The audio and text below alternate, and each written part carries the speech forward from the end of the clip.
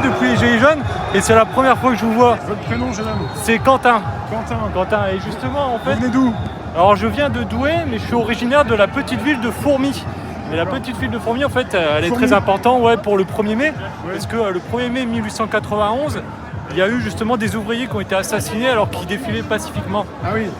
Et justement, en fait, la semaine dernière, en fait, avant de venir ici, je me suis dit, au lieu d'aller manifester à Fourmies, parce que ma mère y va, je me suis dit, je vais plutôt aller à Paris, quoi. D'accord. Et du coup, justement, j'avais écrit, je suis un poète, en fait, et j'écris de la poésie.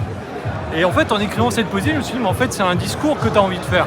Et vu que j'ai pas des médias pour pouvoir dire ce que j'ai envie de dire, je me suis dit, ah tiens, Rémi, je le suis. Plusieurs milliers, ils sont près de 4000 à vous écouter. Bon, bah, je vais le faire alors. On va faire comme si j'étais devant la foule, quoi, Voilà. et puis voilà.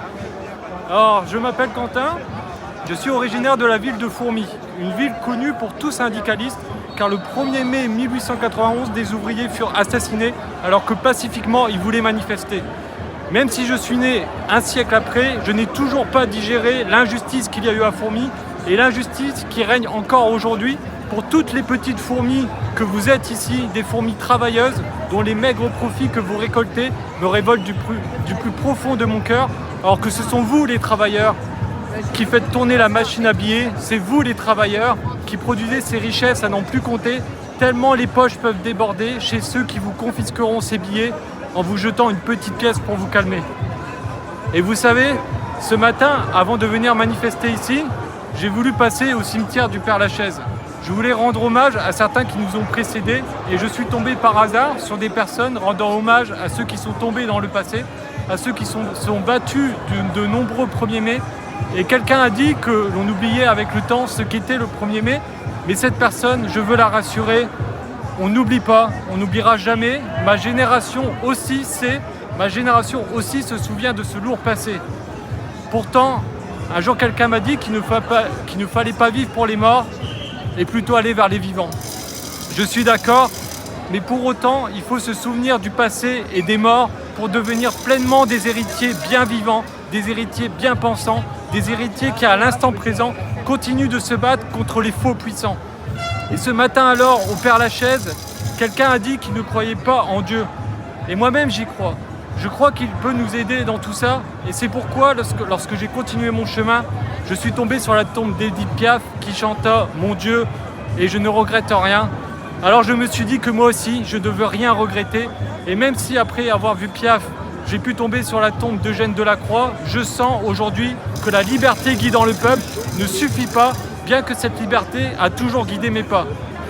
Et Michel Delpech, qui est près de Monsieur Delacroix dans ce cimetière, le chantait si bien lui-même.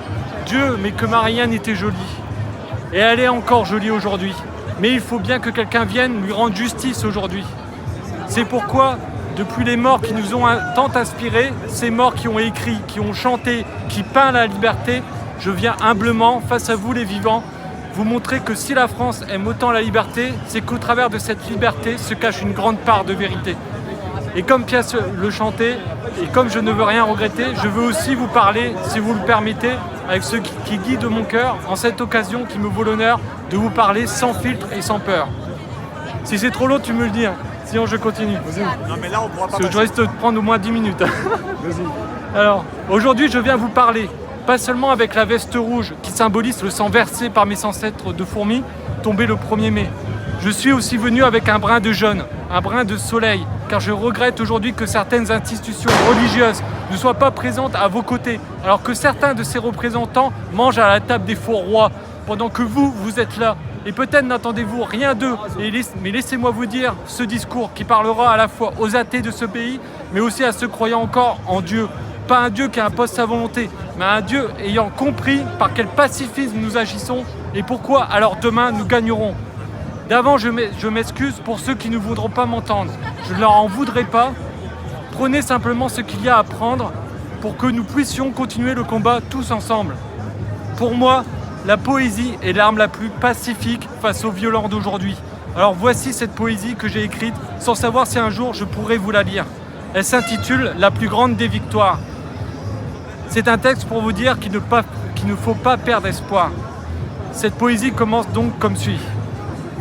J'ai compris aujourd'hui qu'il faut rester jusqu'au bout pacifique. Il faut surprendre ce monde qui n'appelle qu'à la violence, qui ne génère que de la violence en leur répondant pacifiquement. Non pas pacifiquement dans le sens où se laisser faire pousse à nous faire taire, non, un pacifisme qui pourrait provoquer un pacifique soulèvement dans ce pays et sur toute la terre également. Je sais alors aujourd'hui que ceux qui accumulent petit à petit les victoires, pendant que nous accumulons petit à petit les défaites, alors ceux qui gagnent ne comprennent pas qu'ils accumulent les petites victoires et que nous accumulons les petites défaites qui feront qu'un jour la plus grande des victoires nous sera offerte. Les faux puissants qui cherchent à absolument gagner en se fichant de la vie populaire, de la vie où le bon sens ne veut pas se taire, ces faux puissants-là vont au final perdre. Ils ne vont pas perdre parce que nous voulons qu'ils perdent, ils perdront parce qu'ils se perdent eux-mêmes. Car à force de vouloir gagner, gagner, gagner et encore gagner, ils se perdent en vérité. Pendant ce temps-là, je veux dire au monde entier qu'une grande victoire nous est promise. Non pas parce que je vous la promets, car ce n'est pas à moi de vous la donner. C'est à vous de la chercher, c'est à vous d'aller la chercher, en vous rendant compte vous-même de qui peut vous la donner. Celui qui nous donnera cette victoire dépasse notre imaginaire daté, nous promettant que nous seuls sommes maîtres de notre destin et que je confirmerai bien par cette même phrase. Oui, nous seuls sommes maîtres de notre destin, car le libre arbitre est en notre sein, mais la vérité doit aussi être la clé en se rendant compte de qui peut nous la donner. Cette clé, vous l'avez, parce que quelqu'un de plus grand que n'importe qui ici vous l'a donnée depuis que vous êtes né. Vous n'êtes pas né pour rien à cette époque où se révolter violemment serait la clé que le faux puissant vous propose pour mettre fin à son pouvoir fait de fausse paix et de sécurité. La clé, c'est se révolter, mais avec des armes que seule la poésie peut nous offrir, dont le faux puissant se moquera ensuite quand vous utiliserez des mégaphones ou des casseroles, car il ne comprendra pas le message que nous tentons de lui envoyer sans rien casser physiquement, sans couper des têtes physiquement, sans vouloir tout brûler physiquement. Car non, le faux puissant n'a pas compris qu'il brûle déjà de l'intérieur et qu'il se consumera par lui-même s'il n'écoute pas la véritable parole d'un peuple ne se soumettant plus à part envers celui qui les guidera, celui qui n'est pas encore là, bien qu'il soit présent partout, à qui veut le voir parmi nous. La clé, elle est là. Ce n'est pas à moi qui vous la tends de mon bras. Je vous montre simplement qu'elle est là, qu'elle a toujours été là, et que je ne sers que celui qui me demande de vous montrer qu'il veut vous tendre la main à l'arrivée, tant que vous resterez juste et honnête dans vos idées. Ne cherchez pas à gagner, cherchez à avoir la raison à vos côtés, et alors vous gagnerez. Peut-être que des petites défaites s'accumuleront au fil des années, mais un jour, je vous le dis, vous gagnerez.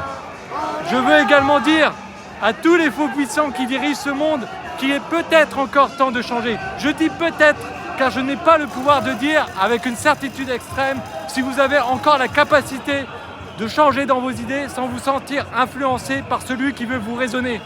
Je vous le dis, à vous les faux puissants qui n'êtes pas là parmi nous, car vous nous regardez derrière des écrans, vous les faux puissants, vous êtes inconsciemment dirigés par un esprit se croyant puissant, car il vous promet puissance et argent.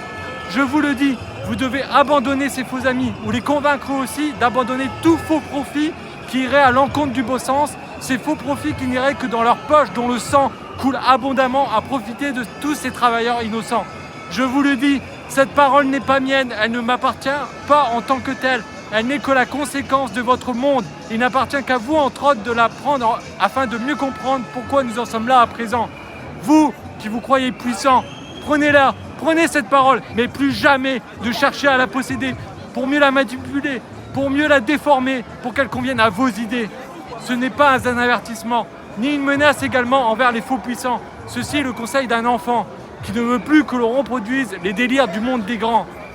Parler d'un enfant ne doit pas être aussi une raison pour vous dire que vous êtes supérieur aux idées qu'il aurait dans la tête et dans le cœur. Ma tête est bien pleine de vos discours que j'ai assez entendus, que nous avons assez accueillis. Certains soirs où nous pensions que la finance serait régulée avant de ne trahir cette parole en faisant émerger dans le même temps la tête pensante de cette bête immonde qui à la prochaine élection dirigerait finalement, définitivement ce pays et ce monde, car ce n'est que lorsque l'on remarque que cette bête surgit de l'ombre dans notre pays que tout s'éclaire alors dans notre esprit, en se rendant compte que vous, les faux puissants, vous devenez tous dirigés par la même tête pensante, la tête gouvernée par le roi argent. Pour autant, je veux encore convaincre ceux qui l'ont servi de retrouver le bon chemin, car peut-être le temps n'est pas venu de couper définitivement ces têtes, qui servent cette bête depuis des décennies dans ma mémoire d'homme vivant ici. Jusqu'au bout, je vous le dis, nous serons pacifiques. Nous devons envoyer le signal au ciel que nous avons compris le message que nous avait délivré celui qui fut en son temps sacrifié sur la terre. Les sacrifices ne valent pas rien. Et c'est pourquoi sur ce chemin, il faut continuer à marcher sans rien céder à cette violence instituée par une bête voulant qu'on s'entretue, pendant que je vous dirai, de chaque côté de l'échiquier, que l'heure ne doit pas la servir, ne doit pas servir son idéologie. Arrêtons de nous taper, et si en face, on nous tape, on nous matraque, on nous coud de poing, alors qu'il en soit ainsi, que Dieu voit ce qu'ils nous font subir, avec toujours dans notre ligne de mire cette justice et cette vérité à défendre, sans tomber dans le piège du quartier de la défense, où les faux puissants tomberont par notre volonté pacifiquement, à moins que le ciel vienne nous délivrer autrement. Mais pour le moment, je veux aussi m'adresser à celles et ceux qui hésitent encore et qui sont derrière cet écran, qui nous regardent. À vous, je vous le dis solennellement, l'heure est venue. Votre moment est venu si vous décidez de nous rejoindre, si vous arrêtez de répondre aux instituts de sondage et qu'enfin les 70% de gens d'accord avec nous défilent dans nos rues avec nous. Venez avec nous, croyez en vous, croyez en nous, car nous savons au plus profond de nous que cette lutte n'atteindra son but que si nous nous affichons unis dans nos rues. N'attendez plus que quelqu'un vous dise ce que vous devez faire aujourd'hui. N'attendez pas que la télévision appelle à la révolution. Non pas une révolution avec un E accent aigu, mais une révolution avec l'accent circonflexe pour que nos rêves d'évolution émergent dans la réalité de ce monde. Soulevons-nous pacifiquement dans ce monde. Servons le bon sens et la vérité. Arrêtons de nous faire des croche-pieds. Marchez enfin ensemble à nos côtés. Venez, pas parce qu'on vous le demande. Demandez-vous qui vous servez en décidant de nous regarder sans lever le moindre pied. Venez, ne nous regardez pas, rejoignez-nous comme dira la foule. Venez et vous verrez que tous ensemble, nous pouvons rêver d'un monde où la justice et la vérité viendra, peu importe ce qu'en décidera notre mauvais roi. Qu'il le veuille ou non, si lui non plus ne nous rejoint pas, il tombera avec ceux l'ayant amené là, au plus haut de ce pouvoir où il aime gagner. Peu importe si avec ses gros souliers, lui et ses amis écrasent toutes les petites fourmis travailleuses, les petites fourmis dont les cœurs se retrouvent aujourd'hui en un seul cœur pour répondre en douceur à la terreur d'un monde promettant de nous mater si nous continuons pacifiquement à nous révolter. Emmanuel, si tu me regardes, si tu nous regardes à travers ton écran, je conclurai cette poésie en te disant que nous ne portons pas certains prénoms pour rien dans ce monde. Emmanuel, si tel est ton prénom, respecte le bien comme il faut. Car si Dieu est parmi nous, alors oui, Dieu est peut-être là, mais au moment même où je te parle, il n'est peut-être pas avec toi. Emmanuel, peut-être que nous ne sommes que des petites fourmis comparées à toi, que nous n'avons pas toute la lumière des médias, mais nous, la lumière, elle se cache là, elle se cache dans nos cœurs et dans nos têtes. Et c'est pourquoi aujourd'hui, le plus grand des lions de ce monde a donné le pouvoir à une petite fourmi de rugir ici. Oui, je suis originaire de la petite ville de Fourmies, mais aujourd'hui, c'est bien à Paris que toutes les petites fourmis travailleuses de ce pays sont venues de toute la France pour te dire à toi, faux roi de la France, qu'il est maintenant temps de nous écouter, car pacifiquement, nous continuerons de combattre tes idées au nom de la justice et de la vérité. Et si vous vous demandez qui ose aujourd'hui vous parler, je vous répondrai simplement que mon Dieu est Yahvé et que moi et d'autres continuerons de lutter à vos côtés tant que vous garderez dans votre esprit que le pacifisme peut gagner aussi. Je voulais que vous le sachiez et je vous remercie de m'avoir écouté.